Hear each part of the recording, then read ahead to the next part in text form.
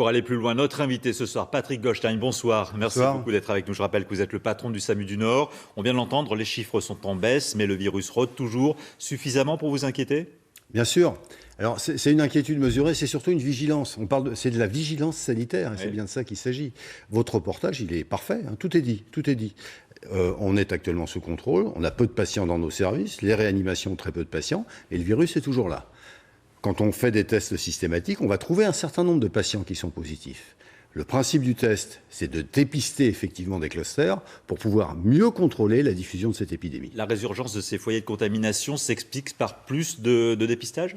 Alors, plus on va dépister, plus on va en trouver, c'est certain. Mais tant mieux, tant mieux. Plus on va découvrir des petits clusters limités, on va devoir isoler un certain nombre de personnes pendant 14 jours et on va limiter la diffusion de l'épidémie. Ce qui veut donc dire, encore une fois, que le virus est là. Alors, il faut se mettre d'accord sur la définition d'une seconde vague, certes, mais faut-il craindre éventuellement cette seconde vague de manière massive, inquiétante, et qui mettrait à nouveau à mal tout notre fonctionnement? Alors, il est hors de question de faire du catastrophisme inutile. Et entre le clapotis, la vague et le tsunami qu'on en entend, vous m'accorderez qu'il y a une échelle de valeur maritime qui est assez étendue. Ça ne sera en aucun cas, comme ça s'est passé, brutal, massif, violent, très compliqué. Mais il faut s'attendre à ce qu'un certain nombre de patients viennent dans nos services hospitaliers.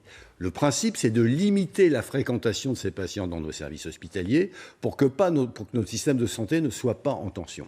Et aujourd'hui, nous avons appris à mieux connaître la maladie, à mieux la repérer et à mieux la traiter. On le voit, une maladie qui revient en Espagne, près de chez nous, qui est hors de contrôle aux États-Unis. On a vu, les médias nous ont montré tout récemment le comportement des Français aux occasions des fêtes de la musique, à l'occasion des soirées municipales, à l'occasion des passations de pouvoir des ministres qui viennent d'être nommés. Pas de masque. Est-ce qu'on peut quand même être inquiet sur la suite des événements? Écoutez, il est là. Hein. Ouais. Il est là. Ouais. Je ne le mets pas par plaisir. Je ne le mets vraiment pas par plaisir.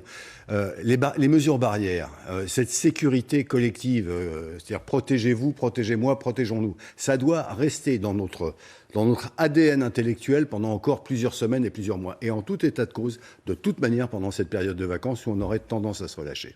Et le Premier ministre dit qu'il n'y aura de toute façon pas de reconfinement général, mais des reconfinements éventuellement ciblés. Ce serait suffisant et efficace? Je pense que c'est une mesure intelligente. L'idéal, c'est qu'il n'y ait pas de reconfinement du tout. C'est surtout ça qu'on doit collectivement avoir à l'esprit. Pas de reconfinement. Maintenant, voilà, l'Italie a reconfiné certains secteurs, l'Espagne, le Portugal, l'Allemagne. Évitons-nous ça. Je pense qu'un reconfinement massif national pour un ensemble de raisons n'est pas du tout d'actualité. Vous dites qu'il faut banaliser la maladie. Qu'est-ce que ça veut dire? En même temps, il ne faut pas l'oublier. Mais alors, la banaliser précisément, c'est quoi? Vous avez vraiment raison de me reprendre, hein, parce que là, c'est de la sémantique. Elle n'est pas banale. Ce que je veux dire par banaliser, c'est en faire une maladie que nous avons l'habitude maintenant d'absorber. On va la repérer. On va la traiter, il faut que nous la phagocytions dans cet échantillon global de maladies qui nous entourent.